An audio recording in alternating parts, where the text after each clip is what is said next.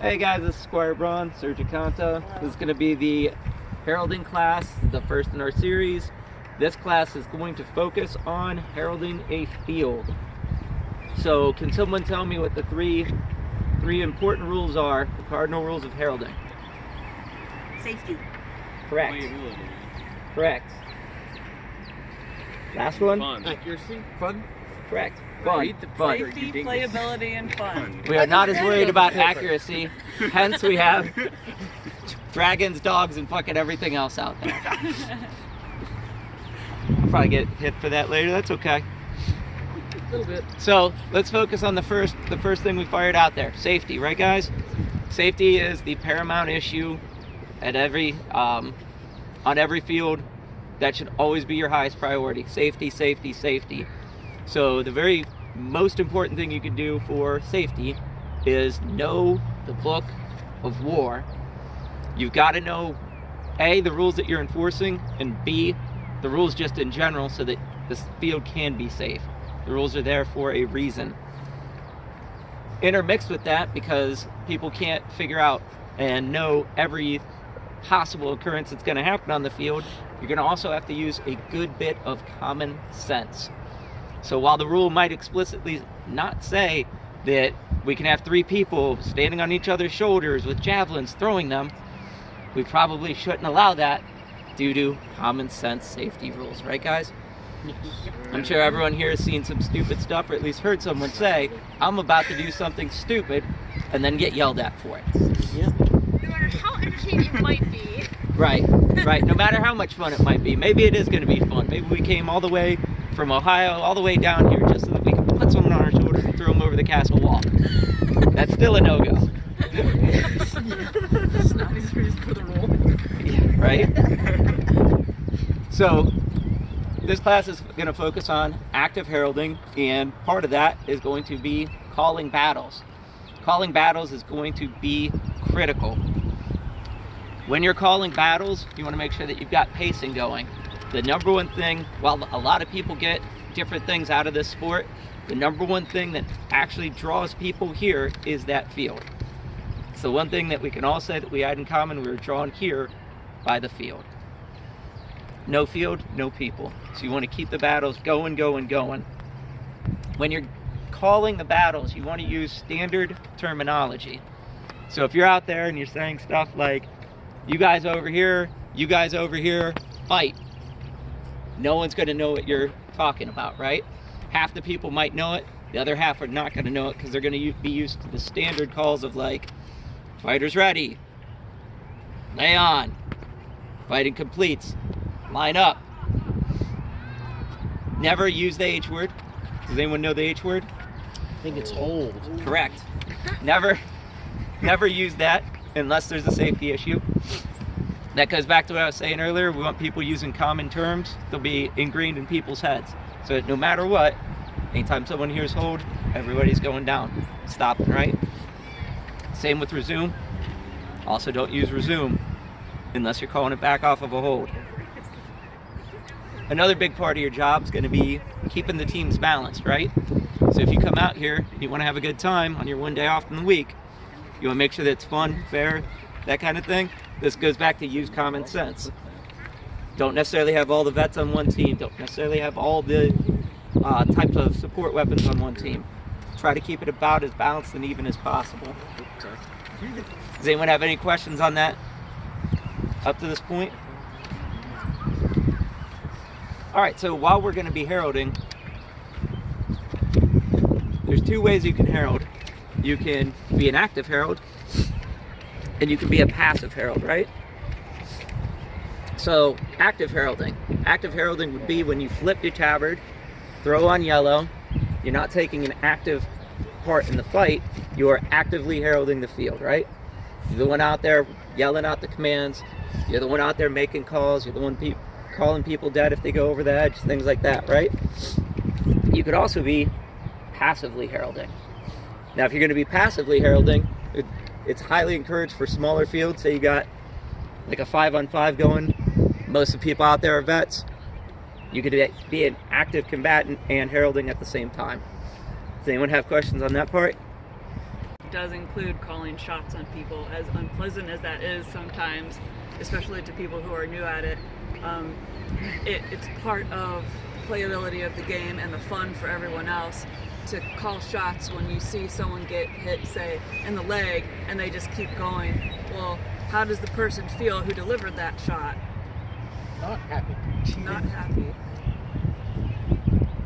And if you're not actively heralding, calling shots, things like that, you can only miss so many calls before people start losing confidence in you.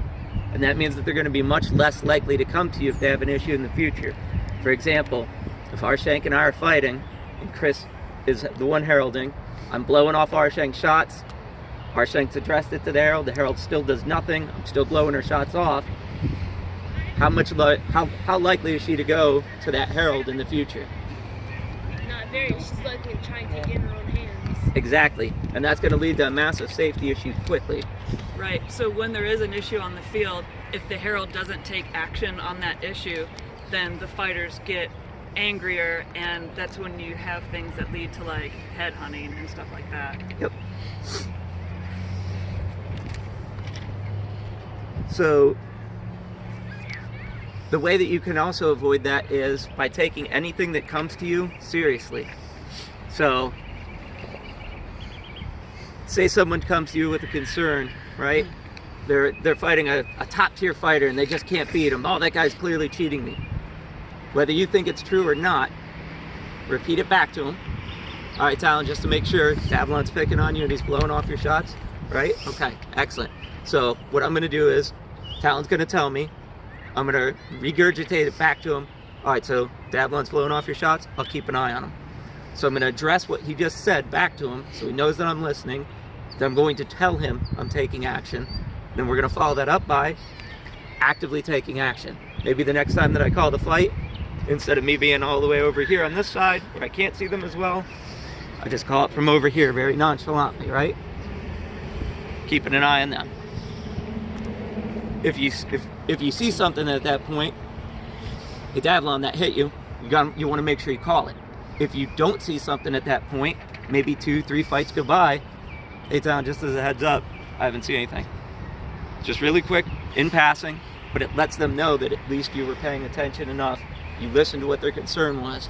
So even if I tell them, you know, Talon, Davlon's murdering you, you're not getting him, by me merely mentioning that in passing, the next time that something happens, he's going to be more likely to talk to me because I addressed him, took his concern serious, and I gave him some sort of feedback in an appropriate time frame. Right. It may be that Davlon's not blowing off shots. Maybe Talon thinks he's hitting him, but Davlon's really just blocking, and he's very good at it.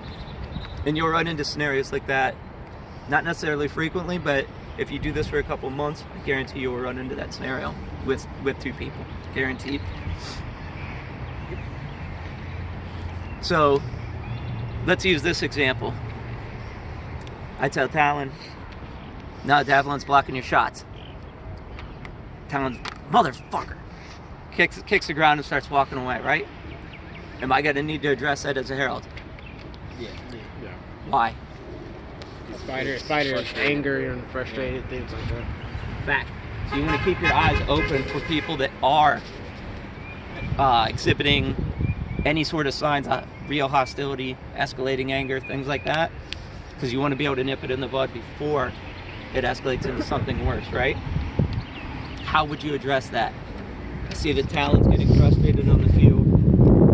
I know I have to take action, right? I should do something. What do I do? Do a little bit of work later. Just go to another side. That's a good fix. All right, these two are going at each other's throats, whether it's for something that happened on the field or something that happened outside the field. A lot of us hang outside the field. Maybe they're mad at each other today. Something happened that we don't know about. We'll just throw them on the same team. Good fix. What's another fix that you can get with? To help with a particular movement or something like that, so that maybe you'll make that shot better. Might not get frustrated with it too much. You can do that, but you want to do that later because that's going to take time. Because remember, speed's going to be an issue because everyone here comes to fight, right? Like first and foremost, keeping the field going. So you could have someone else do it. Hey Chris, can you work with Talon for a minute? And then keep the field going. Say, That is also another good fix, though. I didn't hear. So if Talon's getting frustrated, say Avalon keeps blocking the shot the exact same way every time. But here, let me show you exactly what's happening. And here's how you could get around it. You don't want to do that if you're the one in charge of the field, but you could easily, hey Talon, work with Chris for a minute. She's going to show you what's happening. And remember, when someone has like a bad mood, if they don't usually have a bad mood or they're having an off day on the field, you never know what might be happening in that person's personal life that's causing them to act emotionally. Like maybe they just got dumped, or maybe their dog died, or maybe their mom's in the hospital. Like you don't know what else they're dealing with. Like maybe they just lost their job or something. There is one situation that I seen when we were running the test for Amar's thing.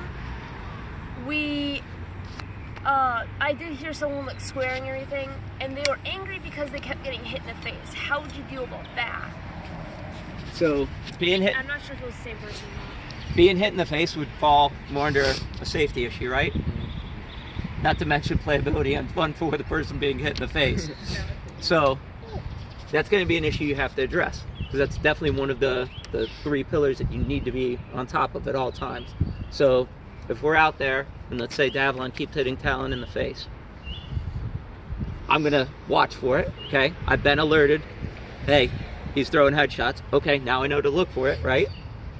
The next time that I see him throw a headshot, I won't need to have like a history of it. Someone's already told me. Davlon, sit down for a couple. You're throwing headshots. Davlon, if it keeps being a problem, you're not going to be able to use that pike anymore. Davlon, if it's an arrow or whatever it might be, hey, you know, maybe you're overdrawing, things like that, right?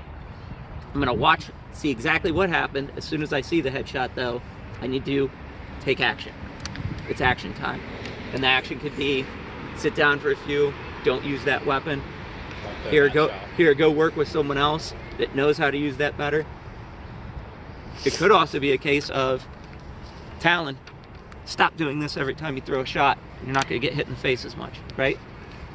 Just real quick though, and if you have to set them aside to work with someone, again, make sure that it's not you. Your job is to keep the field going. Yep. And I don't want to pool 2 fighters or pool 1 fighter and someone else and have everybody sitting there waiting while Talon gets a quick lesson. We don't need to do that. Yep. Any other questions? So what would happen if you don't do that? The absolute worst case scenario is an actual fist fight breaks out, something like that. And we'll actually address that in our advanced heralding class. Another option though, something that you'll see more commonly, say Talon's blowing off our strength shots. She's told me I did nothing about it. So she has 0 confidence in me now. She goes back to Vorshin at the end of the fight. The Talon's blowing off shots. This guy, I'm gonna get him. Let's make sure that he's gonna take something somewhere or another, right? How many people have actually heard those conversations? Pretty much everybody, right? Pretty common occurrence. So we don't want that on our field, especially as a herald. And the only reason that kind of stuff happens is because the person who's doing it has 0 respect for the herald in charge. Otherwise, like a normal fighter, they would take it to the herald, report it, and then the herald would take action. So by us doing our job, we prevent things like that from happening. You want to make sure that you're firm and assertive in all of your calls. I think I saw Davlon get hit. I think Talon might be right. I'm not 100% sure, but I made the call. Whatever the call is, I need to stick with it and keep going. I need to be assertive, and I need to be confident.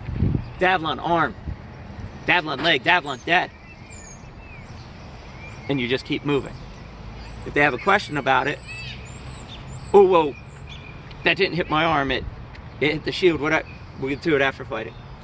I need to stay on the field, I need to keep doing my job, then right afterwards, hey Davlon, it looks like he stepped out to the left, then came around and hit you, here's what I saw. And it's not really a conversation, like, it's a conversation at that point, it's not an argument. A lot of times, if you call a shot on someone, that person who you call a shot on feels like kind of personally attacked. and sometimes they get indignant and they'll argue back with you. But you know what you saw, and what you saw is the right thing. So say I call a shot on Mark, and he's like, that didn't hit me. What are you talking about? And he gets all mad and stuff. And I'll say, no, you got hit.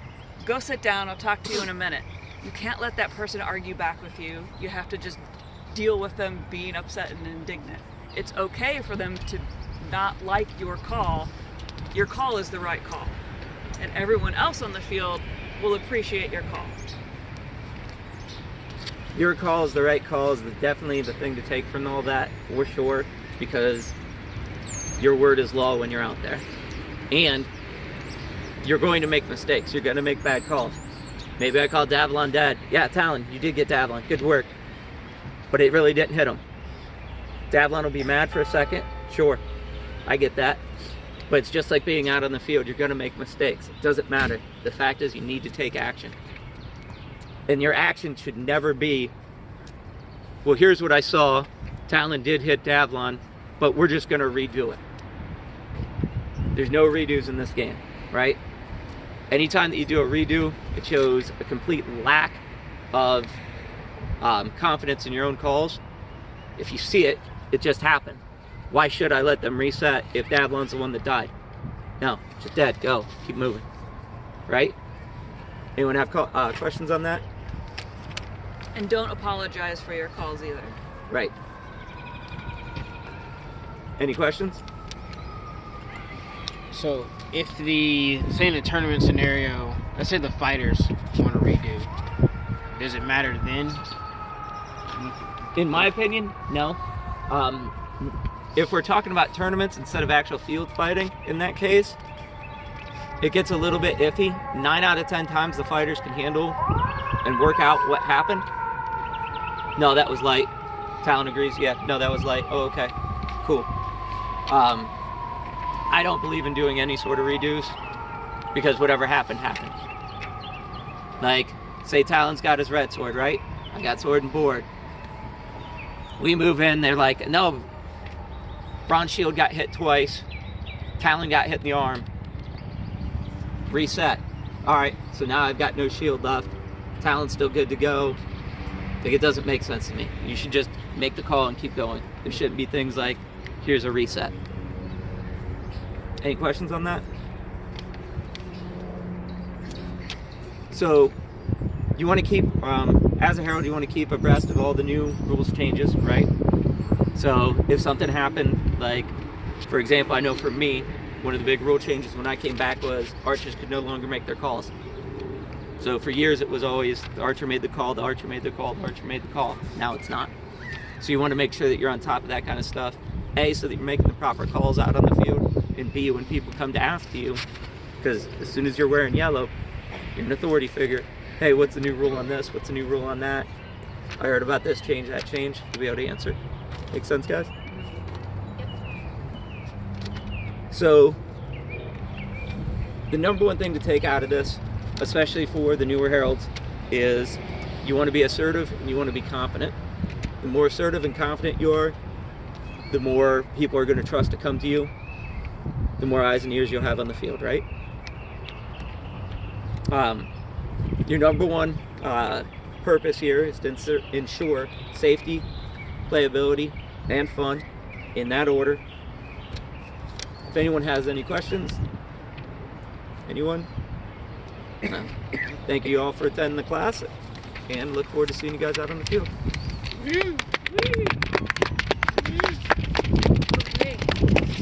Hi guys, how are you?